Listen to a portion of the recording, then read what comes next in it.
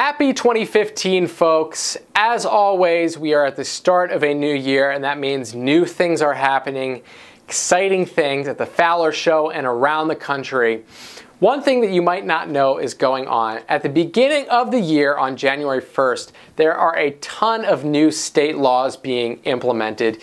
Usually the way that they're set up, laws take order on January 1st. It depends on the state, the way that they structure their budgets and the way they structure their voting. But I want to break down for you some of the most interesting laws and crazy laws that are going into effect this year around the country.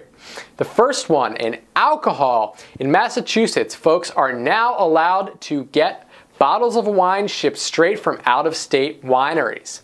In California, a ballot initiative proposed by voters and appealed in 2008 is taking effect, restricting the confinement of egg-laying hens, breeding sows, and veal calves. A huge victory for the Humane Society of the United States. The law is going further than any in the country when coupled with a law signed by Arnold Schwarzenegger extending the space requirements for egg-laying hens to out-of-state suppliers.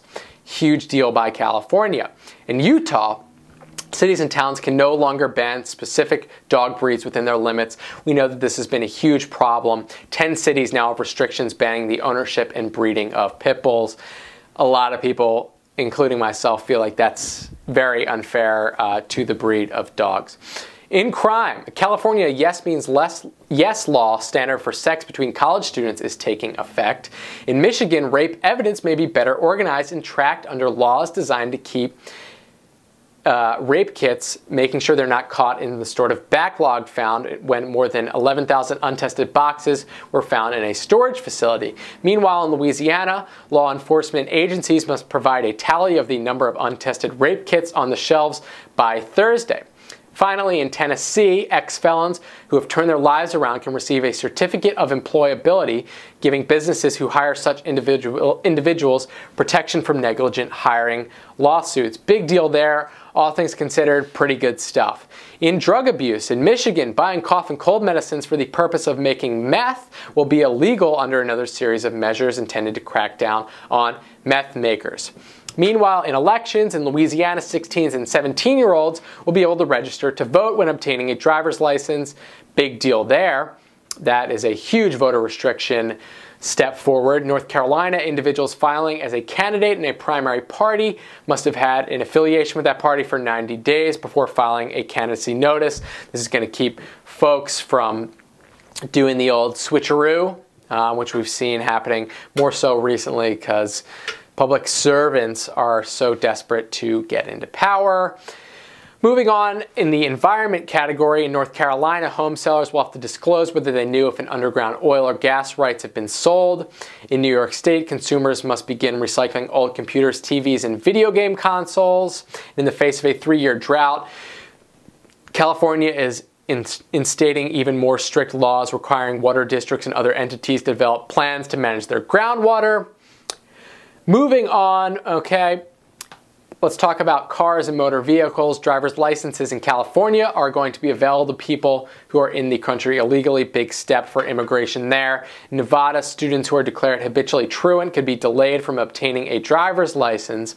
In Florida, surprising for Florida, kids age 4 and 5 are finally going to be required to sit in a child safety seat or booster seat instead of just using a car safety belt. Seems like common sense to me. You'll remember Florida is a state which still has, motorcycle-wise, one of the few states that has a law saying that you do not have to wear a helmet when you're riding a motorcycle, but at least they're looking out for the kids.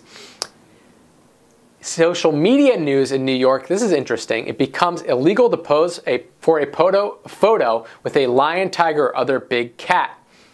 It's specifically prohibiting contact between members of the public and big cats at animal shows, banning selfies for big animals. And in some of the last for you, minimum wage is going up in Thursday in several states, including Arkansas, Connecticut, Florida, Ohio, Maryland, Mass, and Rhode Island. Also happening in New York.